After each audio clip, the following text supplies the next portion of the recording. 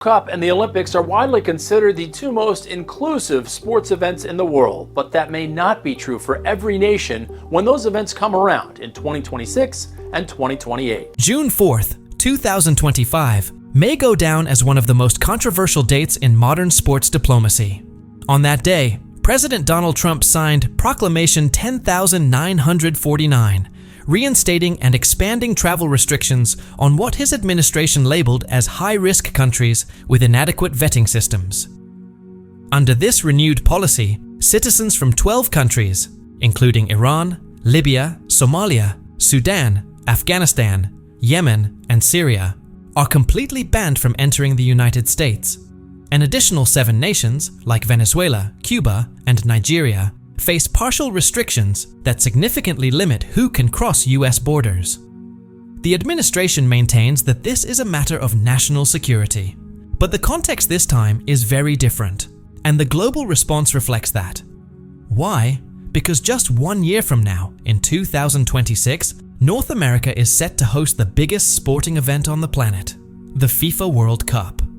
With that looming on the horizon, fans, football associations, sponsors, and journalists around the world are now grappling with a travel policy that could block millions from experiencing the event in person. To be clear, the order does include a specific exemption for players, coaches, and official team staff. On paper, that means the tournament can go forward with the essential personnel. But here's the catch. A World Cup isn't just about what happens on the pitch. It's about the fans, the families, the national supporter groups, the media crews, the event staff, and the contractors who make the whole thing come alive. None of these groups are covered by the exemption. The Department of Homeland Security has confirmed the ban's details, and the new rules officially went into effect on June 9th, 2025. But problems had already begun well before then.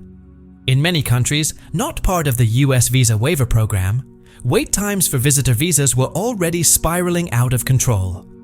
According to State Department data, places like Iran, Egypt, Nigeria, and Kenya are facing wait times of 300 to 350 days, nearly an entire year. This means that even fans who apply for a visa right away likely won't get approval in time for the tournament kickoff. While US agencies promise to do everything possible to make the World Cup safe and successful, the reality is that for many potential visitors, the system is too broken to deliver. The administration says this will be the best-run tournament the world has ever seen. But right now, many are seeing only red tape and closed doors. While FIFA athletes and staff can access streamlined travel channels, the vast majority of fans are stuck with the standard B1/B2 visitor visa system. That system is still recovering from pandemic-related backlogs, dealing with staffing shortages, and now facing new political roadblocks. The consequences are already unfolding. Fan groups across West Africa and the Middle East are canceling travel plans or rerouting to Mexico, one of the 3 co-host nations. Unlike the United States, Mexico has not added new visa barriers for World Cup visitors, and that difference is creating real disruption in the football world. In June, officials from several US host cities, including Houston, Atlanta, and Los Angeles, issued public warnings. They say the visa bans, coupled with heightened immigration enforcement, are making World Cup preparations more difficult. From hospitality planning to international marketing efforts, momentum is slowing down. In Houston, the city's planning committee noted that increased ICE activity, a lack of federal coordination, and growing diplomatic tensions are making fans and vendors nervous.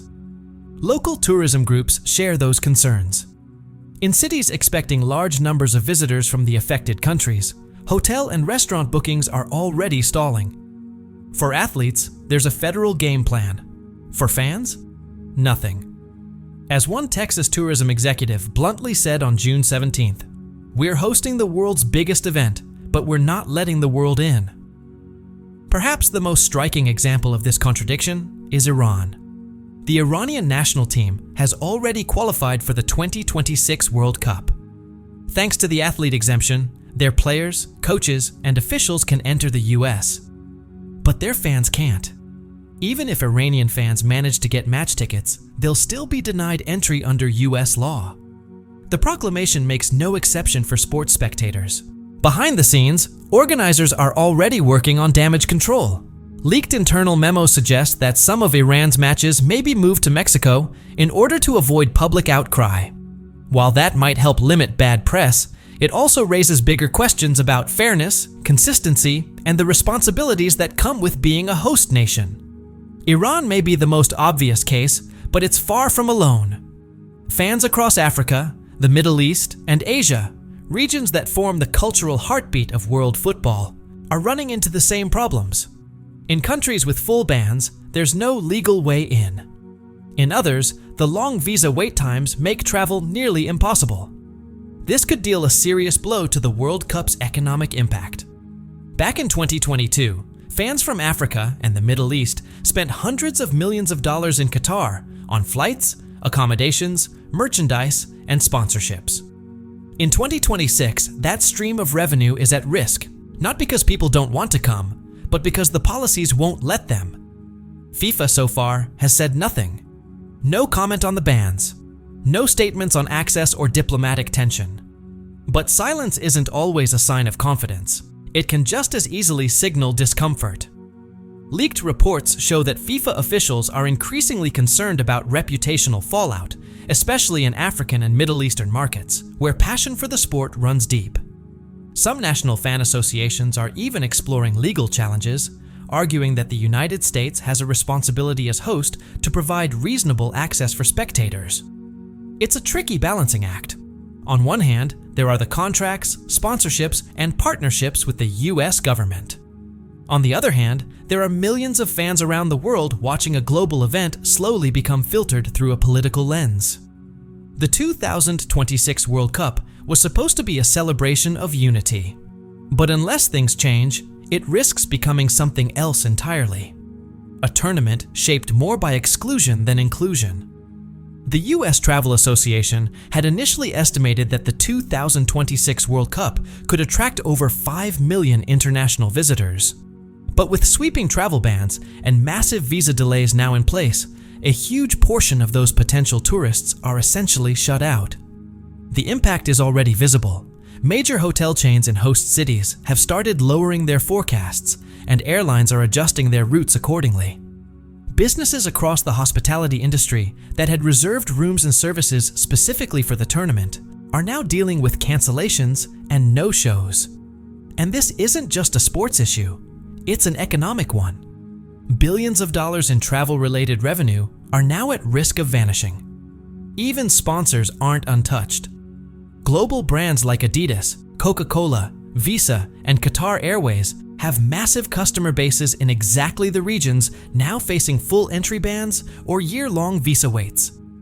Behind the scenes, marketing departments are questioning whether it's worth going all in at US venues. As one European beverage sponsor put it, "We don't want to be the face of a divided World Cup." Meanwhile, the US's co-hosts, Mexico and Canada, are taking a different approach. Both countries have made it very clear they will not be following America's lead. Mexico's foreign ministry publicly stated that World Cup visitors will face no additional restrictions, no matter their nationality. Canada echoed the same message, promising open access to all nations that qualify. This isn't just goodwill, it's a smart move. Both Mexico and Canada are positioning themselves as accessible, welcoming, and politically neutral alternatives. Some national football federations are even asking FIFA to schedule their matches in Mexico or Canada instead of the US, to ensure that fans and staff won't face unnecessary travel barriers. Human rights organizations like Amnesty International, Human Rights Watch, and the ACLU have strongly condemned the policy. They argue it's not just unfair, it's dangerous. In their view, excluding entire populations from global cultural events based on politics, not safety, sets a troubling precedent. Fans around the world are speaking out, mobilizing online across platforms like X, formerly Twitter, TikTok, and YouTube. Hashtags such as Noais Boycott, 2026, Moi Not Welcome, and Xerxes World Cup for All are trending. Some fan groups are organizing large-scale watch parties in countries outside the US, while others are calling on FIFA to relocate key matches altogether. One viral video from a Nigerian fan group captured the frustration perfectly. "We were planning a once-in-a-lifetime trip. Now we're locked out, not because we can't afford it, but because we were born in the wrong country."